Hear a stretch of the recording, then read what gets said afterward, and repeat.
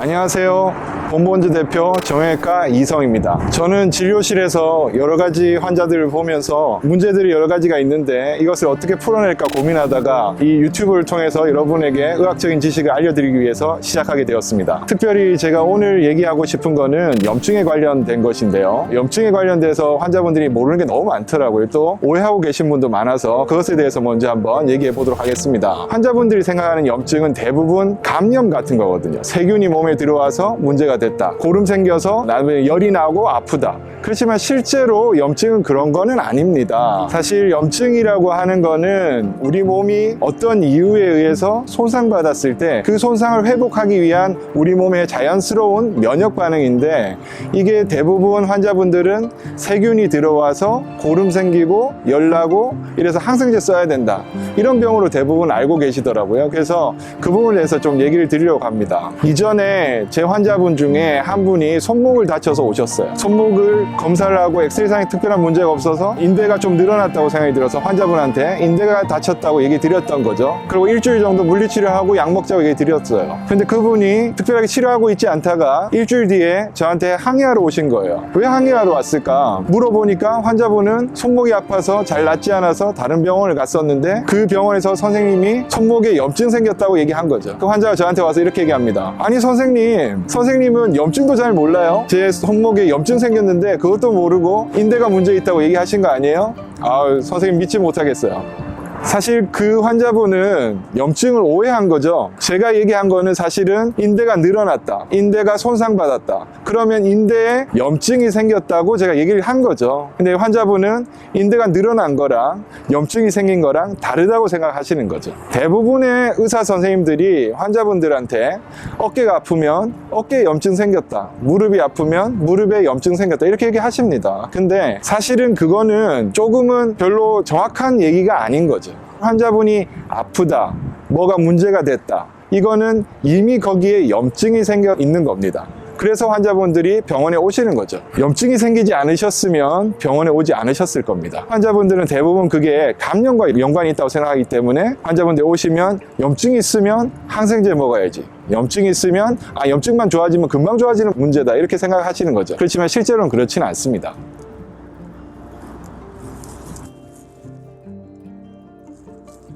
제가 얘기 드릴 부분은 염증은 진단명이 아닙니다. 염증은 증상인 거죠. 현상인 거예요. 환자분한테 병원에 왔을 때 손목이 아프다고 했을 때 손목에 염증이 생겼다 얘기하는 거는 정확한 진단이 아닌 거죠. 손목이 아프다 그러면 환자분은 오히려 다시 질문하시면 됩니다. 왜 아플까요? 원인이 무엇입니까? 물어보면 그때 선생님이 원인에 대해서 얘기해 주시는 거예요.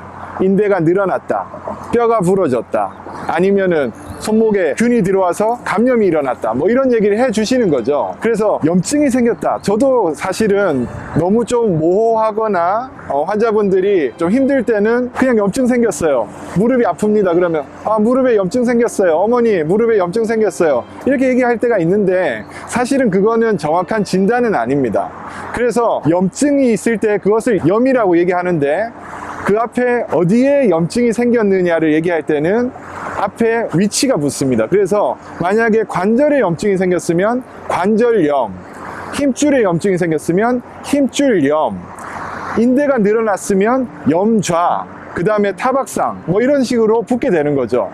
그리고 그것이 원인이 무엇이냐, 앞에 원인이 붙는데 퇴행성으로 많이 써서 달아서 문제다 그러면 퇴행성 관절염, 그 다음에 사고에 의해서 생겼다 그러면 외상성 관절염, 그 다음에 류마티스 같은 경우는 류마티스 관절염, 그 다음에 암에 의한 것 같으면은 암성 무슨 병변 이런 식으로 나오게 되는 거죠. 그래서 이 염증을 치료하는 데는 당연히 그 원인에 따라서 치료를 해 가는 거죠. 환자분들은 염증 생겼으니까 항생제 먹으면 나을 거다, 염증은 그냥 소염제 먹으면 낫는 게 아니야 이렇게 생각하실 수도 있지만 힘줄이 끊어진 것도 염증이 생겨 있는 거죠. 그거는 수술하지 않으면 붙여주지 못할 수도 있는 거잖아요. 피부도 마찬가지인 거죠. 피부가 찢어졌을 때 의사들이 꼬매주지만 꼬매주는 건 붙여놓는 것만 있는 거지 실제로는 그 피부가 염증을 일으키면서 붙어가는 겁니다.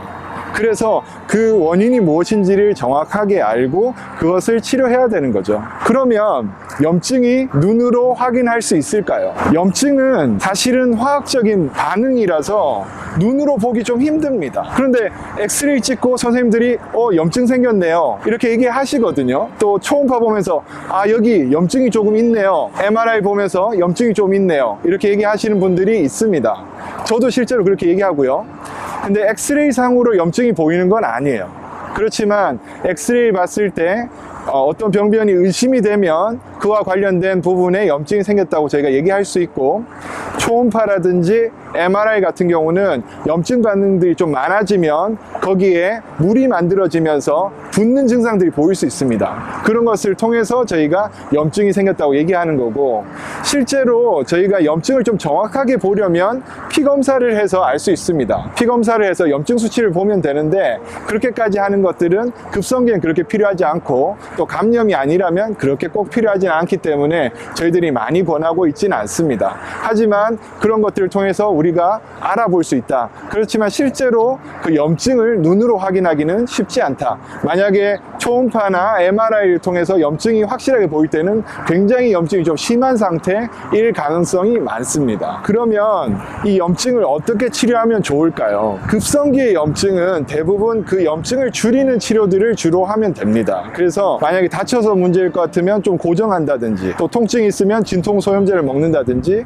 해서 급성기의 염증을 가라앉히는, 증상을 가라앉히는 치료들을 해 가시면 됩니다. 하지만 만성기의 염증은 그 원인을 정확하게 치료하지 않으면 그 염증 자체가 해결되지 않기 때문에 만성 염증에서는 원인을 같이 해결하기 위해서 노력하셔야 될 거예요. 그러면 이 염증 치료에 어떤 치료제들이 있는지 또 알아보겠습니다. 아까 원인에 따라서 좀 다르다고 얘기했는데, 만약에 급성기의 염증, 특별히 사고를 통해서 일어난 염증들은 대부분 통증이 있고 염증 반응이 붓고 아픈 이런 것들이 많기 때문에 진통 소염제가 필요하겠죠. 감염에 의한 세균에서 염증이 생겼으면 그 세균과 이겨내기 위한 항생제들이 필요할 수 있겠습니다. 류마티스 질병과 같이 면역적으로 문제가 되는 것들은 그 면역을 억제해줘야지. 왜냐하면 그 면역구들이 내 몸을 공격하고 있기 때문에 그 면역 반응들을 줄여주기 위해서 스테로이드와 같은 면역 억제제들이 필요할 수 있겠고요. 암성으로 생긴 것들은 그 암을 죽이기 위한 항암제들도 필요할 수 있겠습니다. 염증에 대해서 좀 이해가 되시나요? 염증은 생각보다 그렇게 어렵지 않습니다. 의사들은 그 염증에 대해서 알고 있습니다. 또 그 염증은 환자분을 치료하기 위해서 도움을 주고 있을 겁니다. 하지만 급성기에 늘어나는 염증들은 쉽게 해결되지 않기 때문에 의사의 도움이 필요할 수 있겠고 적절한 치료가 필요할 걸로 생각이 듭니다. 환자분들의 염증이 회복되기 위해서 저희들도 열심히 노력하고, 저도 여러분에게 좋은 정보를 드리도록 노력하겠습니다. 오늘 경청해 주셔서 감사합니다.